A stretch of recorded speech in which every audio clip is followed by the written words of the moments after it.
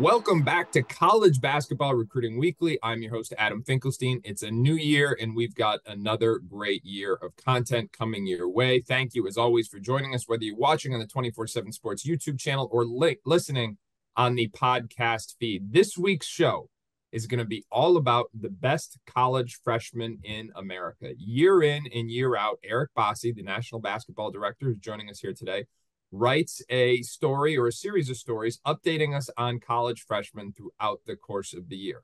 Now, Isaac Trotter, national basketball writer, is joining us on this show because, pull back the curtain a little bit, on last week's internal staff meeting, when Bossi is talking about his list, Isaac started running his mouth a little bit, and now we're going to do it live for everybody to see. So we're going to have the battle, and it's going to be a lot of fun. In all seriousness, thank you both for joining us, and let's get right into it. Bossi, first question I have for you on your freshman tracker. What exactly, now these are your rankings individually. These are not like the recruiting rankings or even Travis's big board or anything like that. This is the Eric Bossi list. So what are you ranking? What is the criteria here? I'm really trying to go on actual college performance here. Okay. I think an NBA list would look much different than this initial Baker's dozen that I've done. So, and that's not always easy to do, right? Because some guys' teams aren't doing very well. There's some guys who are putting up huge numbers at mid-majors and haven't played against as much competition. There's a few guys who've had some injury issues, a few guys who started later, this and that. So there's a lot that comes into play. So I'm really trying to throw out the recruiting rankings as much as possible and just do the best job I could in ranking them based on their college performance. Of course, there's room for some disagreements here and there, but I think that I did a pretty good job of sticking to that as much as possible. Okay, and I want to also highlight that this is different in criteria than based on the big board. Big board's based on NBA Upside, which Travis is going to do later this week. It's also based on the high school rankings, which tries to synthesize three different variables: NBA Upside, college productivity, and high school productivity into one number. I know that's an inexact science, but that's what we're trying to do. So this is strictly about who has been the best freshman through the first 2 months of the season. Number one on your board, coincidentally, or perhaps not, was the highest ranked prospect coming into the college season, and that's Isaiah Collier. Now, I know just from our internal text in the last couple of weeks, you went back and forth with this one a little bit. So why did he end up number one? I just think that if you put all the numbers together and crunch everything, he's had the best individual freshman season so far. I know things haven't been great for USC with just an 8-7 record as we sit here and tape this on a Monday morning, but I think that every expectation that there was for Collier, he's pretty much lived up to it. His vision is elite. His ability to score, particularly at the rim, is really, really tough to argue against. I know hasn't been the greatest from three-point shooting, but he's at around 32% right now, just under there. So it's not totally laughable shooting or anything like that, and there's certainly room to get better. But I just think by all the metrics I looked at, total impact on the game, I do think he's had the best freshman season of anybody so far.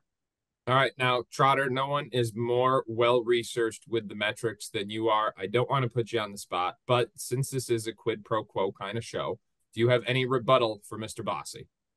Honestly, I felt like it was kind of like one of those takes that won't be super popular, but I kind of agree with Bossi here because I think the national narrative around Isaiah Collier has been that he's really struggled this year. Defensively, I think there's been some issues. I think that the assist rate or the turnover rate, the decision-making has been something that people have talked about, but I think the eye test is actually a little bit better than what the numbers look like. I think that some of the speed in the open court that he plays with, his ability to create great shots, I think USC has kind of a more overarching issue with the roster construction and, some regression from other players. It's not necessarily an Isaiah Collier problem, but it seems like he's kind of gotten the brunt of some of the national narrative of why USC is struggling. Oh, it's Isaiah Collier's fault. And I'm not sure that's necessarily the case. So long story short, I agree with Bossi on this one, that he should be number one, even if some of the instances haven't been super, super great.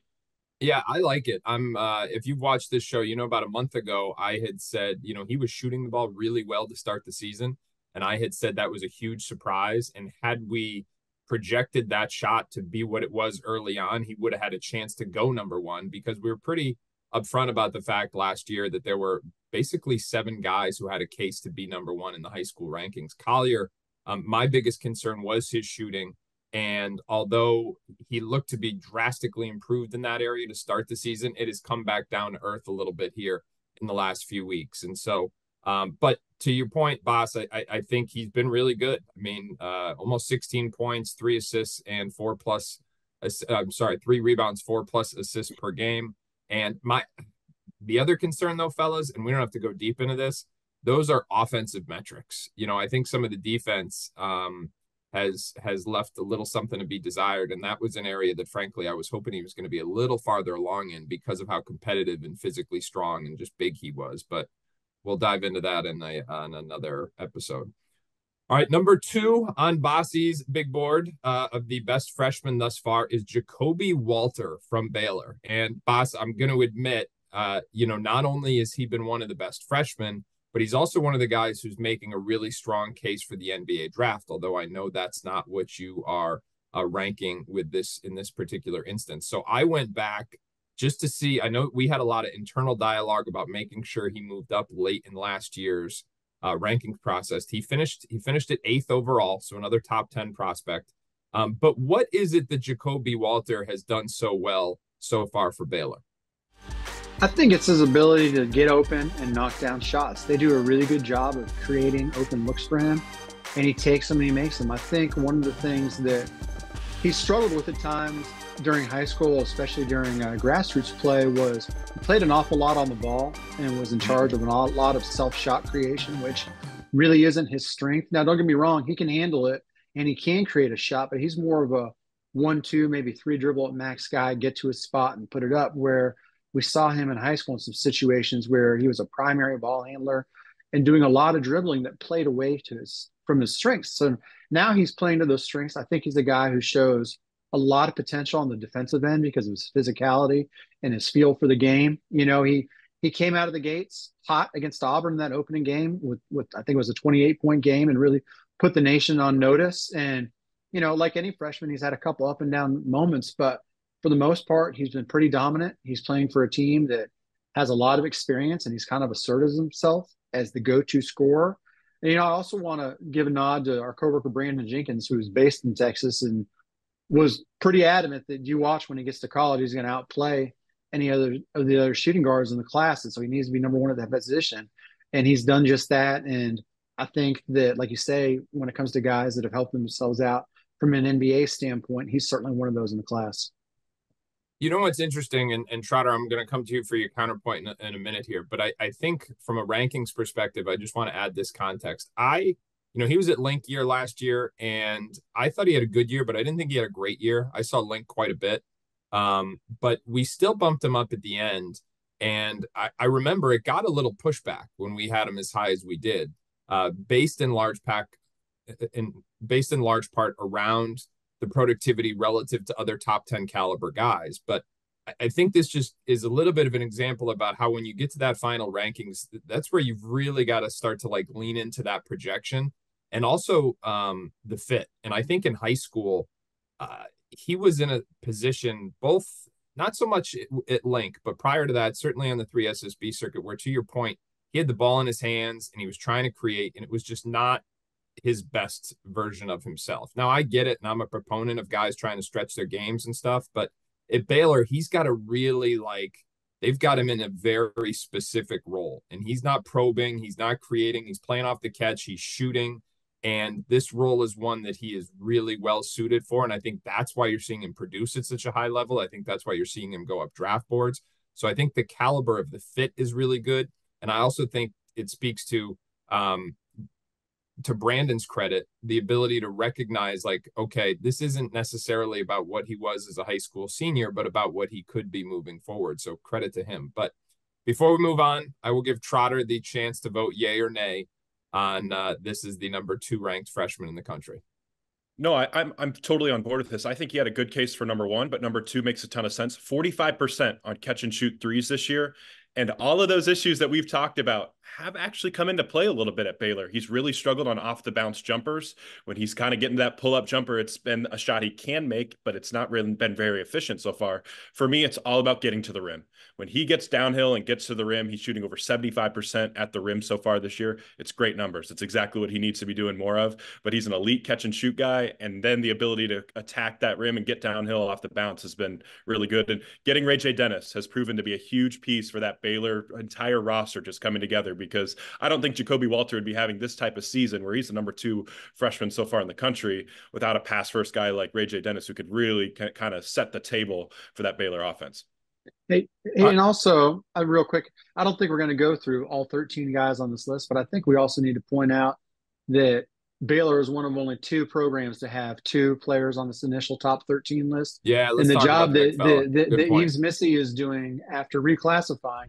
Now, his reclass is a little bit misleading because he's a guy who turned 19 in May of what was theoretically his junior year. So even moving him up to moving him up to the class of 2023, where I think we kind of all knew behind the scenes was the class that he was in for real, even though he was being listed as 2024.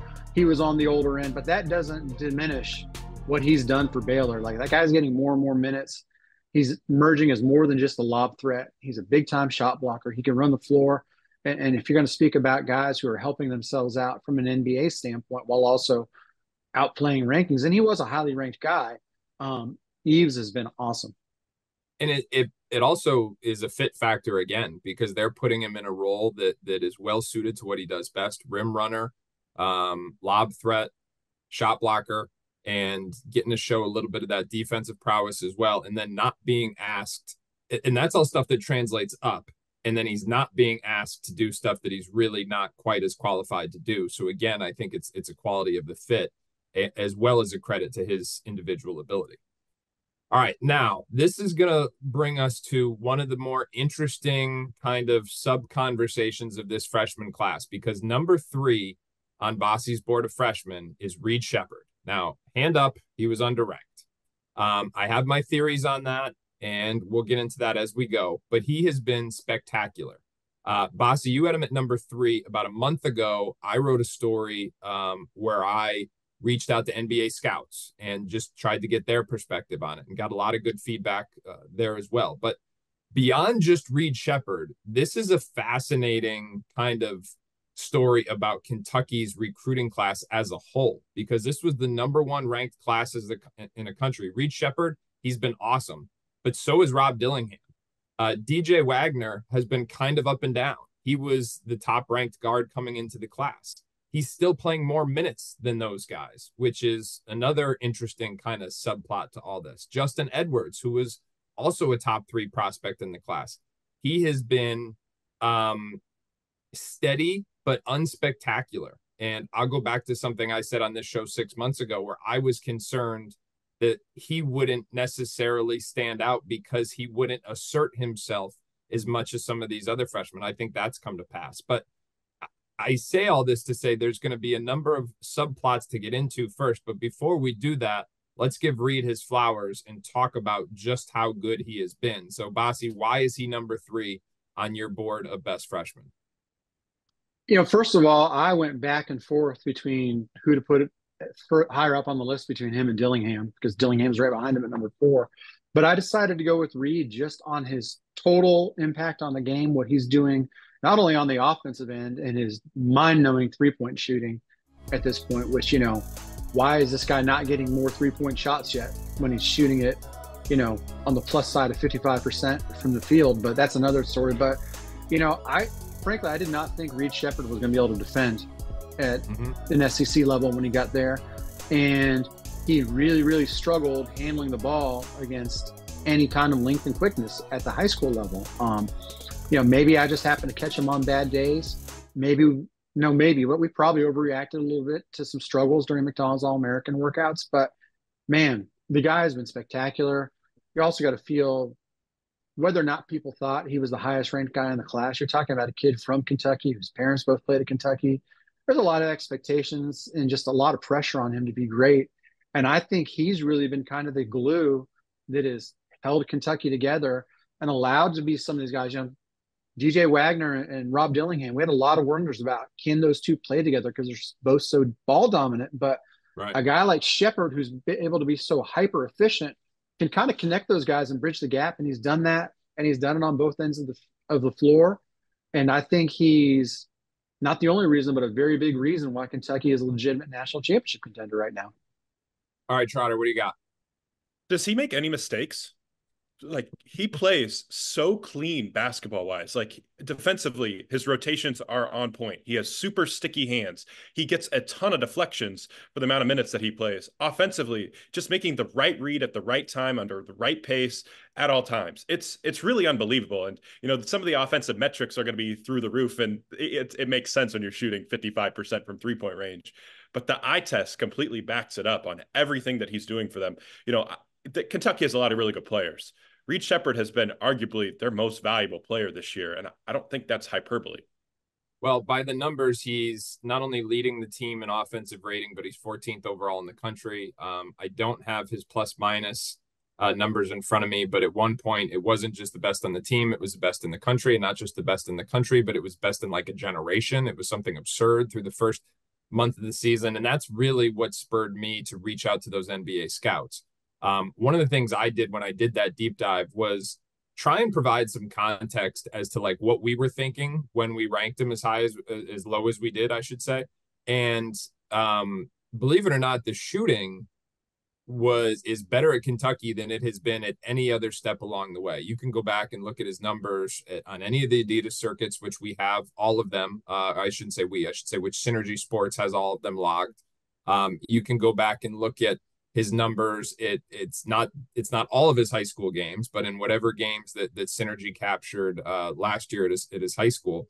And I don't think he was ever above 35%. So we are seeing him shoot the ball better than ever before. The other thing, he had a really high turnover rate in high school too. And again, it was consistent across multiple kind of settings, whether it was in 3SSB play or with his high school team.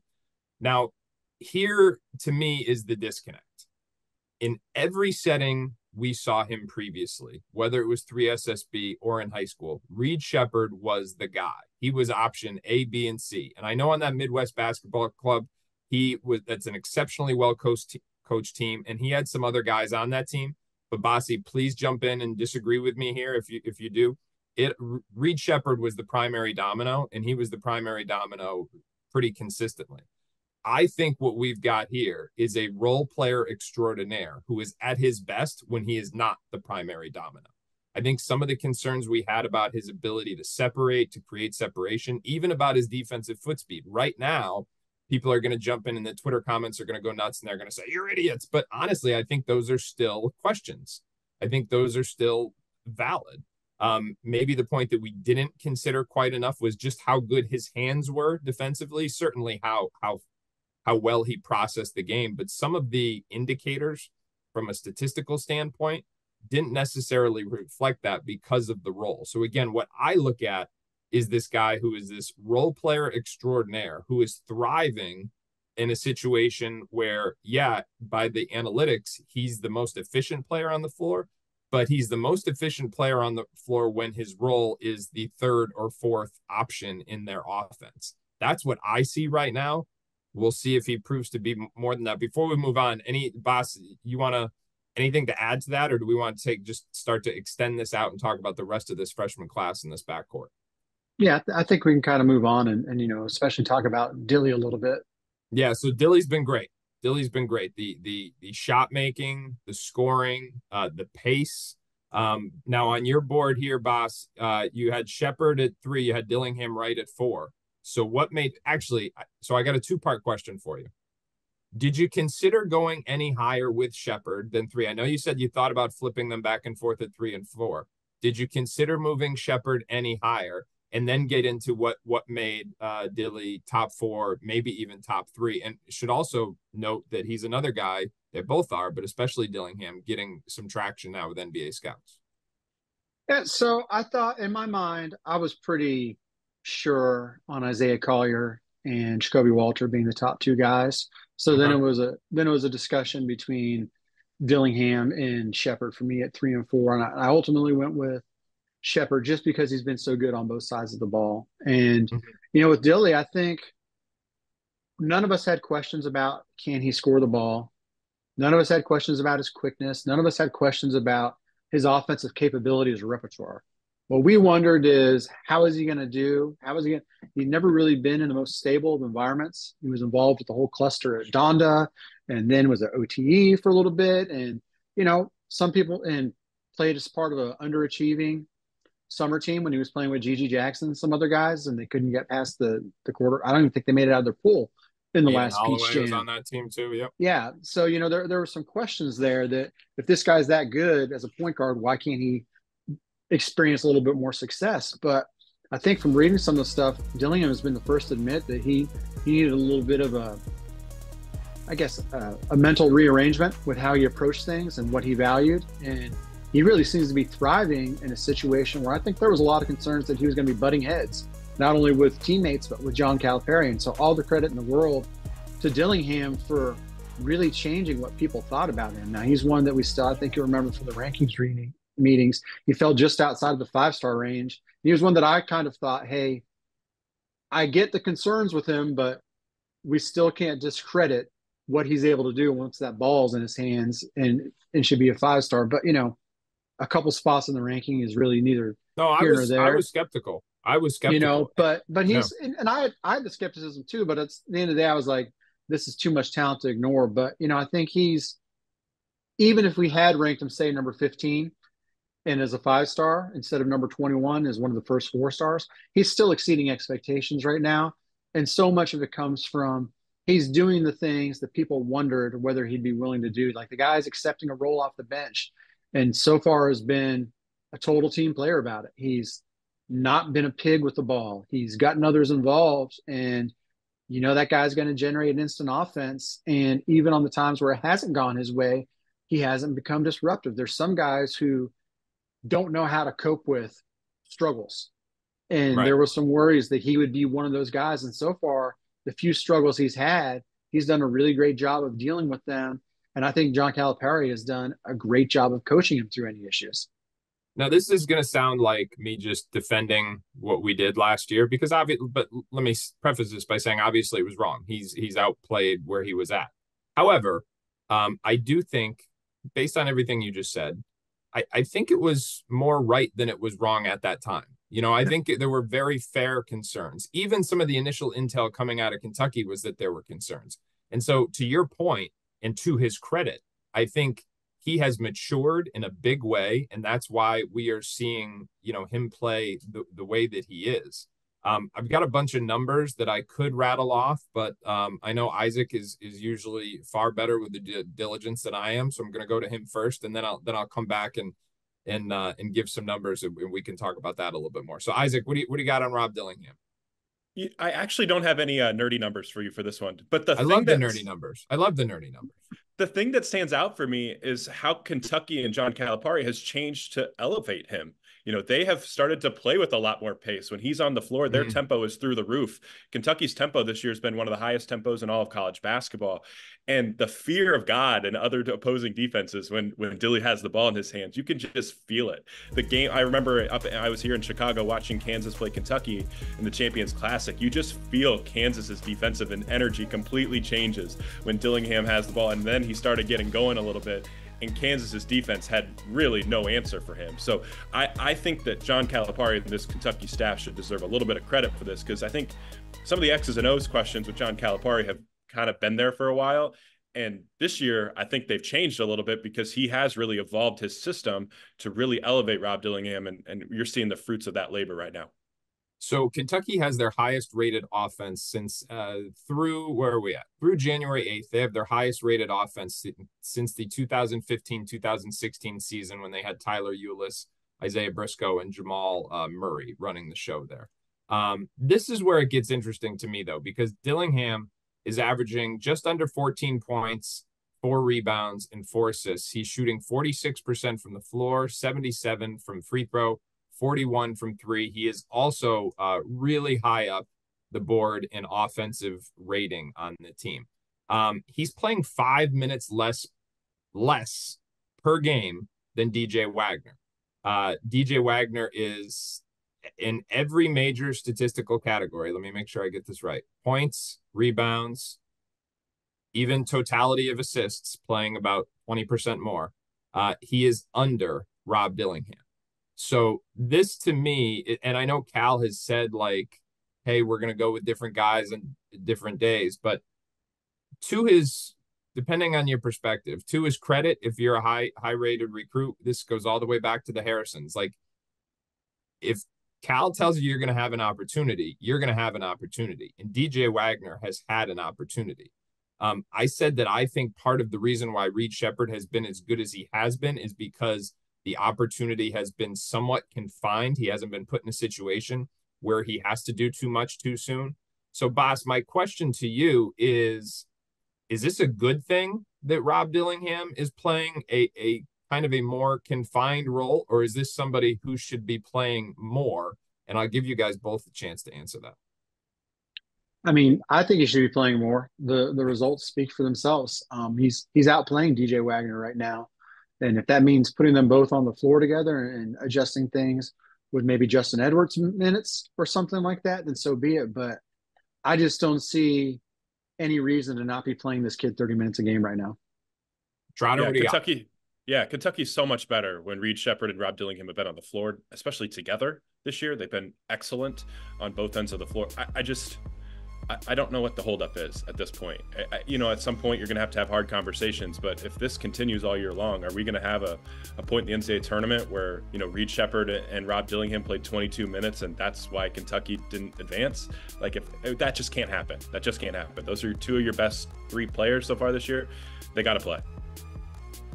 We talked about numbers. I want to end it with this because I can't say Dillingham's numbers and not say Reed Sheppard's numbers. These are just stupid. Ready for this? In 26 minutes per game, Reed Sheppard, which incidentally is also less than DJ Wagner, he's averaging 12.6 points, 4.7 rebounds, 4.2 assists versus 1.5 turnovers. So he's flirting with a 3-to-1 assist to turnover ratio. 2.5 steals and 0.8 blocks. So he's got, if you're a stocks guy, he's got 3.3 per game. Shooting 57% from the floor, 87% from the free throw line. And here's my favorite, 55% from the three-point line. Through 13 games, this man is shooting 55% from the three-point line. And I'm going to repeat, he was rarely above 35% in most of 3SSB play and most of the stuff that we have data on through high school. So Reed Sheppard is just a statistical anomaly. One of the things I've said before is one of the best parts about our job, Boss, I'm going to assume you're going to agree with this, is when we're wrong, sometimes it's just fun. And I'm thrilled that we were wrong about Reed Sheppard and he's as good as he is. And we were also, to a lesser extent, but a little slightly wrong about Rob Dillingham. They've been great. They've been great. All right, we're going to keep going here, but those are the top 4 freshmen in Bossi's list. Number 5, we're not going to spend a ton of time on it, but we got to give Malik Mack his flowers, cracking the top 5, 19 points, 4 assists, 4 rebounds for Harvard. Just an incredible season he's having. Trotter, I want to give you a chance now to, push back as we did in our meeting here. Who's on the Trotter all snub team at this point? Even though Bossi he ranked, let's see here. We've got 13 different guys, or 12 different guys ranked. No, 13, I'm sorry.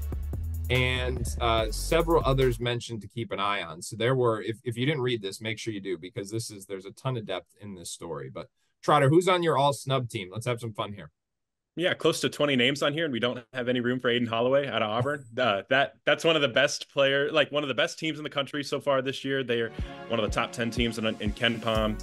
And I know that the numbers don't look great because they play 10 guys at least 15 minutes a night, but he almost has a 4-to-1 assist to turnover ratio, 28% assist rate, shooting 37% from 3. He had a couple games with a couple shooting slumps, and I understand it. The 2-point percentage hasn't been very good. His in-between game hasn't been there so far this year, struggling to shoot at the rim.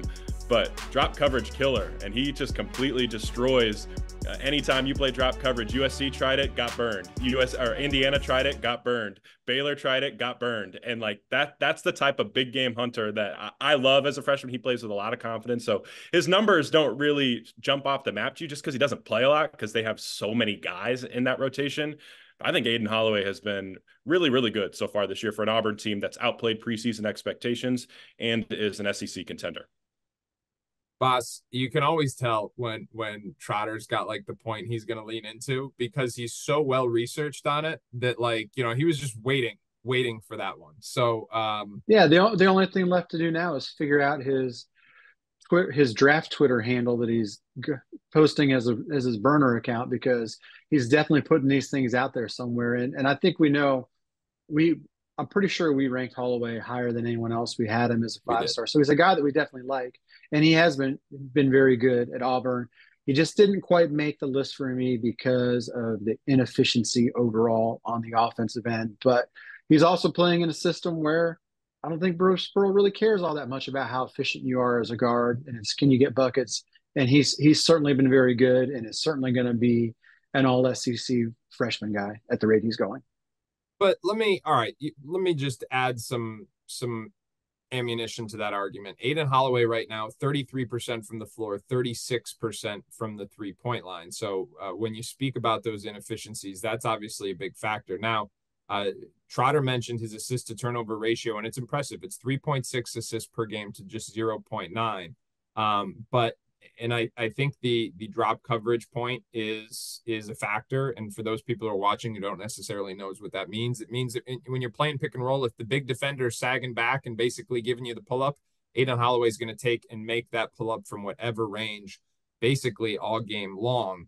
I think one of the things that I am most interested in is his 2-point percentage, because I think that's a really big factor.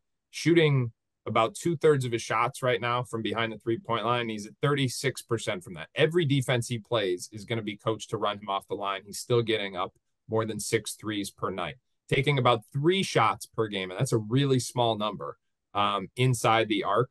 And he is, rough math, around 30% on that. So that's got to change. The rim pressure has got to change. It's got to evolve. Wherever you want to rank him, that's just for fun. But I think for him to be the best version of himself, he's got to be able to get into that paint, because he's also not getting to the free throw line. He's averaging 2 free throws per game. So the extent to which he can start to become a threat inside the arc and put more pressure on the rim, I think that's only going to open his 3-point shooting, because this is a guy who we considered to be one of the very best shooters in all of high school basketball last year. All right, moving on. Trotter, who else is on the all Trotter snub team? John Blackwell out of Wisconsin is a freshman who I think would be my choice for Big Ten Freshman of the Year, which I understand. Again, it's one of those things where the numbers are a little bit different than what the eye test has been. He's shooting in the mid-40s from 3. He's become Wisconsin's best guard off the bench so far this year, a terrific defender. And then the effort on the glass is unbelievable. He's averaging almost 8 rebounds per 40 minutes. Just in 19 minutes a game this year, he's averaging close to 4 rebounds for a wing for a Wisconsin team that plays a little bit slower and has 2 bigs on the floor. That's usually a pretty good sign of his instincts for the basketball. And, you know, we entered this year going, hey, Wisconsin's got Connor Season, they got AJ Storr on the wing. But John Blackwell has carved out a big-time role for that team, and that's a Wisconsin team that that's another one that I like freshmen that impact winning and come into a team and like, hey, it's an old team, it's a veteran team, they got 5 starters back, they got a big star transfer in, but Blackwell is a guy who is a little bit underrated as a recruit. He's just found a way to play winning basketball for a program that, you know, I think they're one of the top 3 teams in the Big Ten so far this year. Hey, Bossi, I'm pretty sure that Trotter just said we underrated him and that he likes winners and we don't. So I'll just let you attack that. Yeah, no. He's been awesome. You know, the Big Ten has not been the most impressive conference when it comes to freshmen, particularly with some of the most highly rated ones. They're struggling a little bit, but he's been good. You know, Owen Freeman at Iowa has been very good. Cam Christie in Minnesota has been very good. So I think those would probably be the 3 guys that come up the most if we're talking about the Big Ten Freshman of the Year race. But there is a guy who's on my list that I know Isaac wanted to talk about that is, I think, very much so impacting winning, and he checked in at number 7, Jackson Shelstad at Oregon. I know you wanted to unload the clip on him a little bit, Isaac. Oh man, I mean, you're already like he's one of my favorite guards in all of college basketball this year as a true freshman. His pull-up jumper is terrific.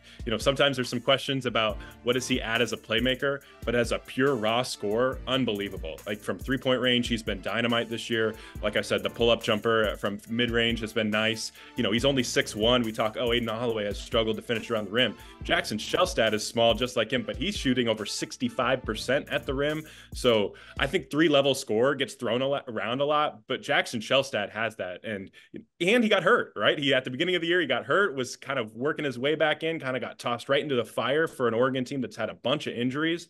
I can't wait till N'Faly Dante gets healthy and we have Jackson Shelstad kind of maneuvering around those screens, because Dante's going to set some huge screens, and that's going to open up Shelstad to get to his jumper even more. And I think he's one of the best scorers in the Pac-12 already. That's saying something for a true freshman who's a little bit undersized. Yeah, 15 points per game in 32 minutes, shooting 52% from the floor, 44% from three-point line, 79% from the free throw line, 3 assists against 2.2 turnovers. So he's certainly one of the best freshmen in the country. All right, gentlemen, before we shut this down, is there anyone else you want to give some love to here in this current freshman class? Yeah, I think we need to talk about Cody Williams before we finish out, because, this is done primarily based on college production so far and how they're playing as a freshman.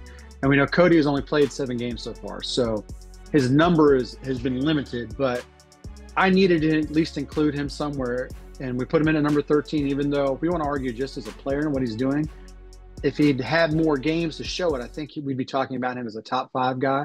But also in a class where NBA guys have been racking their brains trying to find someone that they like, Cody Williams was already taking the elevator upwards on it. And in a strange way, maybe him being injured right now is helping him even more, because he's just sitting here and letting these other guys do the work for him of moving him up the draft while they struggle, even though I think he'd be doing it on his own. Like, if you see the tape of like what he did in a hostile environment at Colorado State, where he totally took the game over, like, I love Isaiah Stevens for Colorado State, but if you were watching that second half, there was no question who the best player, who the best prospect, all that stuff was on the floor.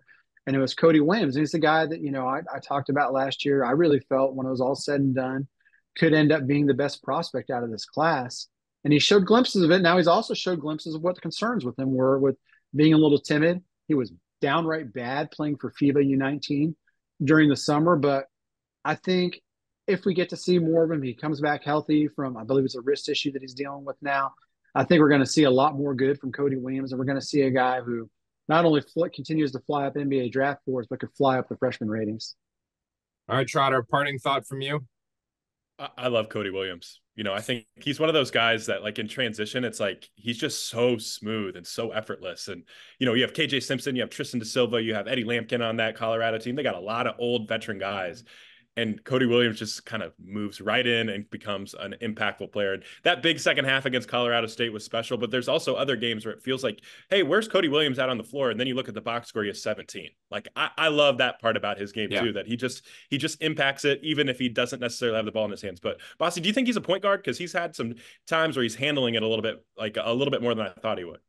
Yeah, I think they've kind of put him there to create some matchup issues, and because he takes pretty good care of the ball and makes good decisions. But, I don't see him, at least not right now, being a full-time point guard, certainly not at the NBA level. But, the best NBA wings are kind of second point guards where they get a lot of offense run through them. You look at a guy like, whether it be Kawhi, Paul George, whoever, all the best Jason NBA wings, Jason Tatum, Kevin Durant, you name it. Like, they can all be initiators. And I'm not saying he's going to be at that level with those guys, because I don't want to put those expectations on him. But he does have the tools in the game to be an upper-level NBA tier wing because of that playmaking ability and because of his ability to handle the ball. All right, guys, my parting thought, I want to give some love to Jared McCain, who really stepped up when Tyrese Proctor went down, he scored 18 or more points in 4 of his last 6 games. Now, Proctor is back in the lineup, so it's going to be really interesting to see if McCain's productivity is able to kind of maintain where it's been. But he's been terrific for Duke. I mean, stepped in and made a very immediate impact. And is just, I mean, at every step along the way, he's proven to be an overachiever. He's a big-time shooter. He's super mature. He's a competitor. We all know about his vision board and all the intangibles he brings. But in just about every setting he's ever been in, from USA Basketball on up, he's really proven himself and proven the doubters wrong. And so I just wanted to give him some recognition here. 12 points, 4 rebounds, 2 assists per game, 44% from the three-point line, 90% from the free throw line, and 1.8 assists to only about 1.1 turnovers. So flirting with a 2-to-1 assist to turnover ratio, someone else. And he was also in Bossi's top 10, the best overall freshman. If you haven't read Bossi's piece, make sure you visit 247sports.com. We're going to have a lot of content this week. Travis's big board is coming out. Trotter's got multiple features. I'm going to have a couple things as it relates to how NBA teams are going to handle this, frankly, very bad draft class. Make sure you check it all out, 247sports.com. As always, whether you're listening or watching, thanks for joining us.